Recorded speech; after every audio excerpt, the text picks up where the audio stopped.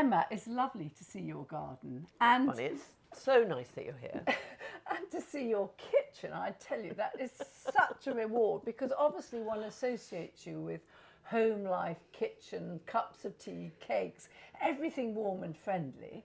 And then to see it actually in situ, it's wonderful, really, really lovely. Well, no Aga here, I'm ashamed to say, but we did put I put an Essie wood burning cook stove in the cabin down the garden. Right. I Yes. like to keep on thinking what are the elements of a kitchen. Yeah, absolutely. And what, lots of things impressed me about your garden and about your life. I mean, it You're is being phenomenal what you've achieved with, what was it, 40 million turnover of your 30, business? 30. 30 million. I mean, that is amazing, which you started 40 years ago. Next year, it's 40 years. 40 years, at the tender age of 23. Mm-hmm. Phenomenal, isn't it? You must pinch yourself. I know, and it's think, an odd... How did I do it? Well, I think the entrepreneurial mindset is very bad at stopping and saying, wow, look at this. You're always looking at the horizon. There's always other goals. But yes, it is extraordinary. And if you had had an accountant who had sat you down age 23 and you had said, and he said, can you do me a business plan for this? You wouldn't have started, would you? You just went for it. Well, my stepfather, a lot of people were very worried about the risks I was running, and my stepfather kindly sent me to his accountant, who begged me to desist. Seriously? Yeah. Oh, I bet he's kicking himself now. No. He was quite right. It was chaos. I mean, it was the only prudent thing to say. But he, I guess, didn't know how determined I was, and also how inspired I was by Stoke. I mean, I think it bears repeating endlessly that it was Stoke is the key to this. What I found when I went there moved me unspeakably. For me, the very glamorous history of those names, but the sadness of and the post-industrial gloom. I couldn't bear that industry was. I didn't know why. In fact, there'd been lots of coal mines there. They were all closing. There'd been foundries. The last one was in its last gasp. I did actually see the foundries, like a great kind of inferno scene. And I wanted very much to preserve the knowledge of that was in all those people of how to make lovely pottery, because that's what they've been doing, mother and daughter, man and boy, for whatever, 250 years and more. Before the Industrial Revolution, there was a ceramics tradition there, and I felt that very kind of viscerally when I first went there. And so you first went there with the iconic shape of the mug that we all know and love. And a jug and a little bowl and a dish. A drawing of them. Yes. And you took and I them found a model maker. You found a model maker, and that was your first trip to Stoke, and you found the model maker, and he obviously... He laughed at me, teased me, thought I was obviously good for a few... Posh bird, good for a few £100. Yeah. And so he said, all right, leave me the drawings, then sort of pretended he couldn't understand them, which side of the mug is the right drawing and all that kind of thing. Being a model maker, he obviously had to be precise. Yeah. And as with the builders that I work with, here and there, I said, it's up to you, Sam, you decide. And he brought to bear a lifetime and a whole sort of tradition's worth of expertise into those. And he potted, he made for me, and I thought that would go on for 5 years. I had a contract relationship. He made, I generated the orders. I taught his girls to do the sponge printing on the shapes, and then I'd go up and collect them and put them in boxes and take them to the shops. But he was a very good potter as well. So it sort of all happened in that place. And Stoke came through for me in a way that is so much a part of the power of the brand. Yes. And I think what is lovely is the way you've sort of taken it on, and you've got a garden there, lovely garden there, which is really nice for people working there. And then you've also got your literary festivals. Was it we did that. Tris Hunt and I did that for about 7 years or so as a 3-day event. It happens now as 1-day events on a rather more ad hoc basis. But in fact, Steph and I have been talking about doing one this autumn. Oh, I think it's brilliant. It's lovely. It's a good atmosphere. It's a factory has got a great energy to it. Yeah, definitely. So people like it.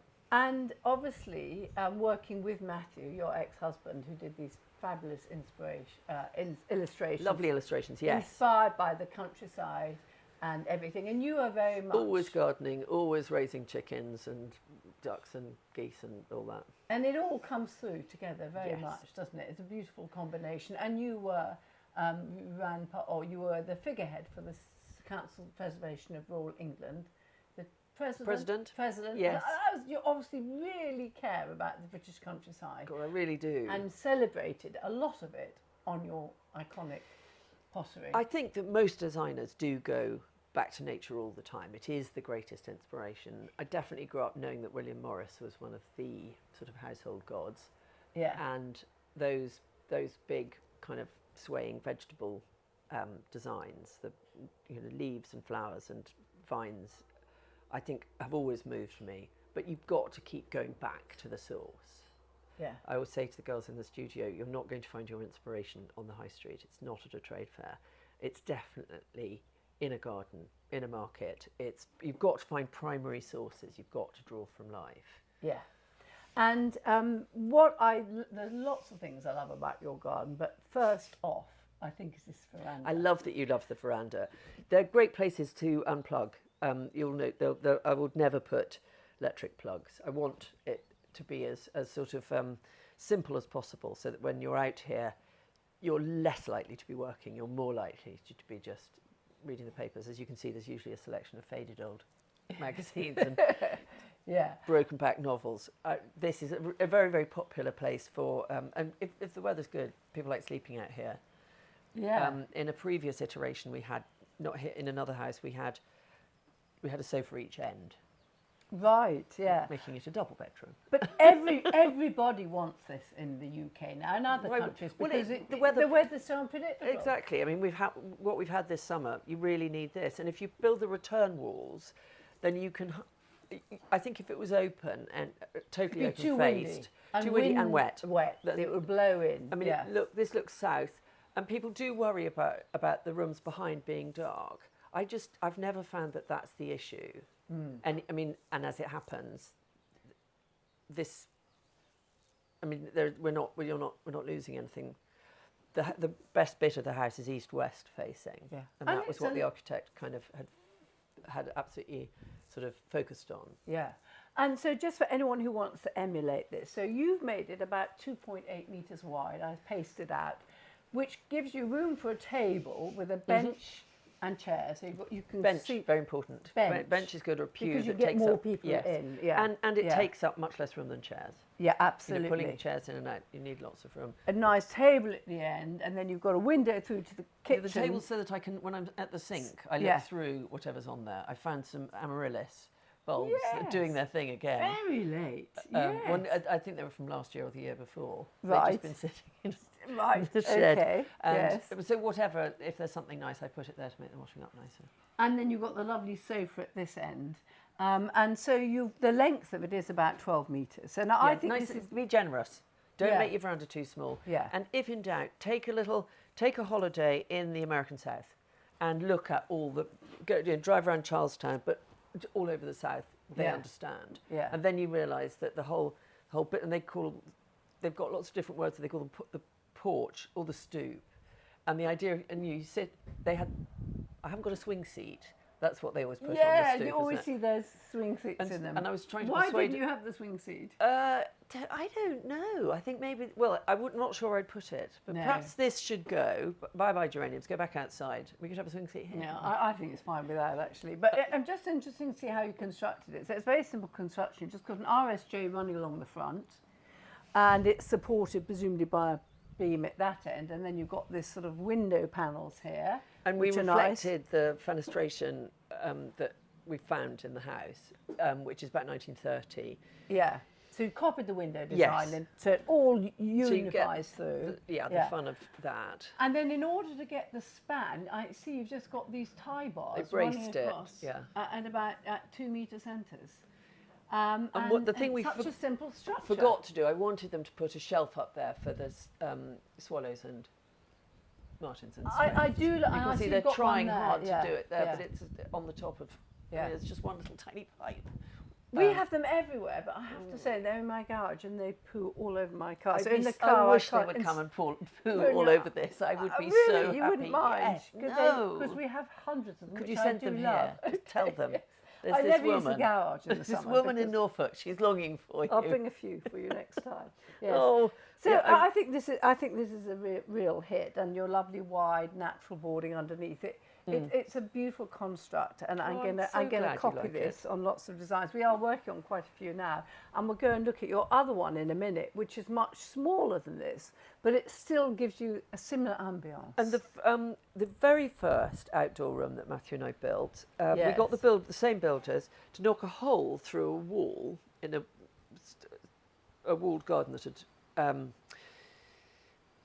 that we looked out into from the kitchen, and they made a hole and put the RSJ in, and we used some reclaimed timber and a reclaimed window and door, and we built a little hut out the back, lean-to, but we built a fireplace at one end, and that's even better. Yeah. And it wasn't, we did a bit of makeshift cooking on it, but that wasn't really the point. It was to make it The focal point. Yes, Yeah. and that was completely blissful.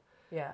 I think fireplaces, like your cups of tea, are the things that everyone congregates so around important. and chats. And the Yeah. same with your cup of tea No, and I've your just mugs. fallen for a house in East London purely on the basis that one of the fireplaces still works, Yes. and I can have a proper fire. I Yeah. find that Yeah. is so important. I think it's the wood smoke smell, isn't it? Oh, the flames. It's some primitive thing. Absolutely. Apparently, smoke is the smell of home.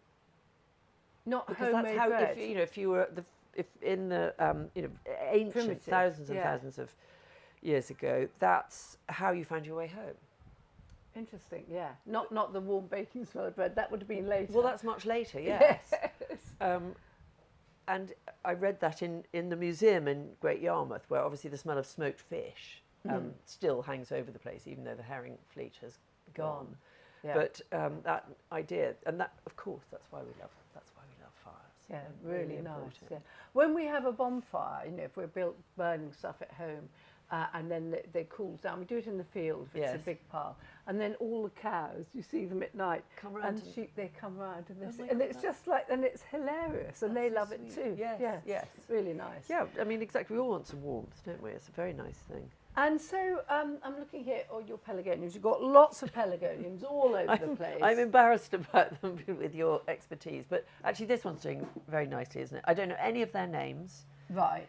and I've been doing this for some time I now. think these are really coming heavily into vogue, obviously Yeah. driven by people like you and others. But what intrigues me is how you can go away for 2 weeks. Yeah, they've turned out to be incredibly resilient. Yeah, and which they I survive feel it so quite grateful. easily. Yes. Yeah, so they are. They really do. They don't Yeah. mind me being away.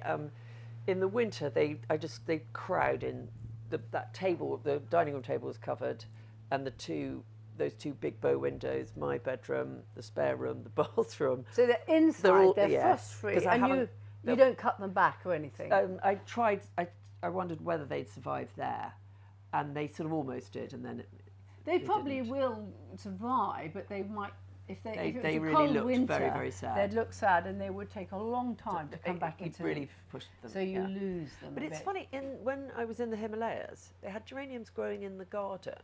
Yes. And I couldn't work out how that could be. What high up the Himalayas is it? We were, in the foothills. So maybe because it's so warm, maybe they die back, and then because it's so much warm, Because you're high, the sun is very hot, but the cold was intense at night. But it would. I think. And there does they were, spring flowering kick away in, around does the spring house. kick in earlier, and so it then warms them up quicker because. Oh, okay, so they It might might have a be longer that. season. Yeah, and so that gets them going quicker. The extra heat, I would think. But I'm they do guessing. seem to be resilient. They are very people. resilient, I and think they're that's why so we love them, varied. isn't it? Yeah. Yes, yes, And yes. I remember Endlessly having varied. an argument on Gardener's Question Time whether when you take the dead flowers off, whether you go and do the individual Yeah, exactly. petals or you do the whole stem. And it drives us a bit nuts, doesn't it? Because it's so catching and it's quite therapeutic doing that. I've got a isn't it? greengrocer friend, and he said, "Oh, right, we're going to grow lots of these. I love because one of his super developed skills is making freshening the display Yes. throughout the day, and whether it's Misting. but first you've got to take out anything that looks bruised or and he loved picking over the geraniums. He said that this is just what I need. So Was I'm missing here, his- and I can see over there Emma Bridgewater Rose. Am I right? In a pot by your window. Yes. Yes. So that was launched this year by David Austin. We saw you at Chelsea, and it's looking lovely, isn't it? There. So it is in a pot. So that will be hard work. More well, hard work and than I've the ground. realised that that probably doesn't suit me very well. They've been very. I mean, you can see they suffered a bit because they got very dry. They didn't like it half as. I mean, they're much more offended by a 2-week drought. Than Yes, the in a pot. pelargoniums. Yes, Not in the ground. No, they fine in wouldn't the be. yeah. Yes, absolutely. But it is a very good rose, and I love the scent. Gosh, it's lovely. I love the colour, and I love the name. It's a good name, isn't it? It's a very good Thank you. fit. Well, You two. It was. I mean, talk about life goals. I can't think of a happier. I mean, what an extraordinary privilege and a pleasure and a treat. Yeah. I feel as if I can't think of anything better, really. Oh, well, you've definitely earned it. That's for sure. Thank you. So with your garden, the other thing, this retaining wall here. Let's go and yes. see this. It's- So what impresses me is this beautiful retaining wall that you've done here. It's a recycling. It's our ever creative builders. yes. We didn't so much as choose it as say, oh, we're so glad you did that, because they'd had it in their yard since demolishing a building way back in the 60s. So it's been literally taking up space in their yard, about 20 miles from here. And so after we bought this, we left them a list of things we wanted done, and they built the first iteration of the veranda. Yes. And then they just did this. And my geraniums have taken it over a bit, but it's lovely to sit on. It's And in lovely. times, this used to be a croquet lawn, and that was a very good spectator seating. I see you shouting on, cheering them on. Yes. And I love the thick hunks of stone. It was obviously some sort of dentilated course from a... It was, the cornice of a wing of a hall, a big house near here. Yes, brilliant. And really lovely. When this, if you imagine this as a croquet lawn, Yeah. which as far as I'm concerned, if that doesn't happen again, croquet is a dangerous sport. But because you're so competitive, Because you beat each the other competitive, up. all of us, yes, which Yes. is just so bad. But when it's all green and smooth, you can fool the credulous into saying, yes, there's actually a building buried under here. You're just looking at the top of it. Oh, Which is clever. obviously Very not. clever. I mean, clearly not the case. So your meadow, I think, is lovely, isn't it, here? So you've just let it go for a bit, and you've got self-heal, you've got obviously the moon daisies, all sorts of things, and you've got an orchid that's just sprung into life Isn't up that there. exciting? Very exciting. I mean, I found myself blushing with excitement when I found it. And I ran around in circles thinking, how did this happen? This is so thrilling. Oh, it's perfect, and you'll have lots more soon, no doubt. And herbs, you're heavily into herbs. Yes, I mean, cooking is made so much better, and you can, quite ordinary things are so much better pepped up with oregano, Parsley, parsley, chervil, yes, rosemary, thyme, particularly. Sorry, I've gone completely mad. Italian Tarragon. parsley. Oh, French tarragon. I've got that going at the moment, Yes. which is one of my very, very, very favourite herbs. Sorry, I was just thinking. Quite thinking about agree. If you make homemade mayonnaise with a stick blender, that's a very quick way. Yeah, It nice, takes about yes, 2 seconds. no stress. And then I shove a load of tarragon in it, and then have it with beef. It's delicious. It's as good So- as a béarnaise. It's sort of if I'm not doing a big productive vegetable garden by any manner of means, to do with the fact I'm not here, but also I just don't really aspire to that anymore. Yes. But if you've got herbs, you can make things special. Yeah, absolutely. There was always that experiment which one of the chefs did with and he cooked cottage pie with salt and cottage pie with no salt but just parsley, and he taste tested, and the one with parsley was far tastier. There you everyone go. said, than the salt. And it's sort of one of those things that's so obvious that people forget about them. And yes, you can buy them in the supermarket, but there's just there's something very, very nice about coming out in the dark and finding the mint by smell, cutting a bunch of it and making mint tea after Yes. supper. Yeah. I love that. Yeah. And So between the pelargoniums and the Herb. herbs, I feel completely as if that, and then let the soil kind of tell me what wants to be here. I confess, been around with with a little trowel and taken out the odd dock and thistle. And this was lots of cowslips this year, really lots. And this is, I think, the 4th year. And now I've got my own mower, and I don't get a renegade in who can't. I've got a very nice friend locally who used to come and mow for me. He couldn't bear this. He just couldn't bear it, and he just didn't believe I meant it. And when I was away, he'd mow it. Yes.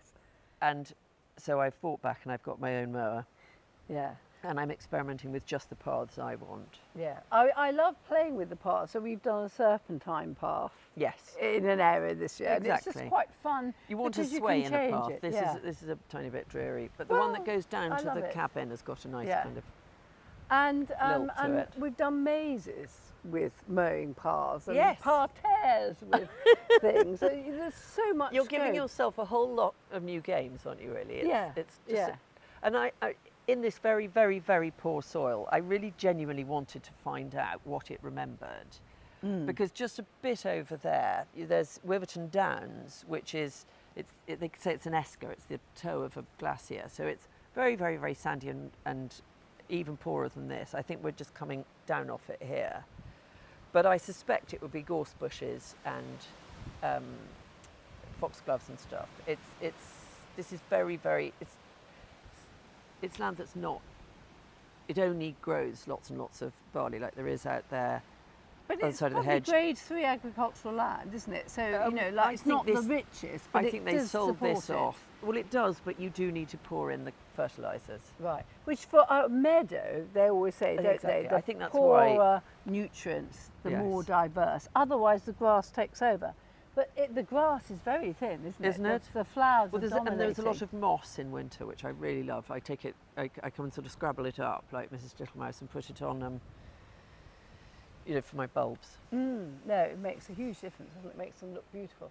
So can I see your other veranda now? Should we go and do that? Yes.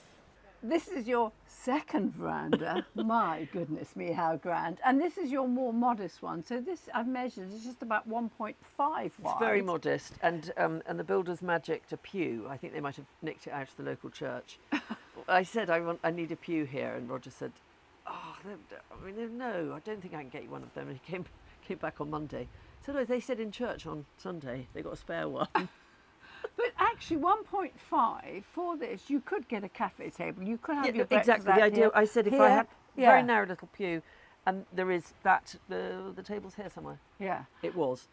And what I think is interesting is the way they've constructed it. So the whole shed roof is just wriggly tin and then clapboard. But because that is too low, they've taken the corrugated iron and Higher they've up they've just to get started enough higher up, gradient so the and rain would run off I it. didn't realise till I was under it what they've done. I know, it's It's nice, quite isn't it? jerry built, but it looks brilliant. Totally, and that's it what I works. encouraged. I Yeah. said, "This is the look I want," and I showed them.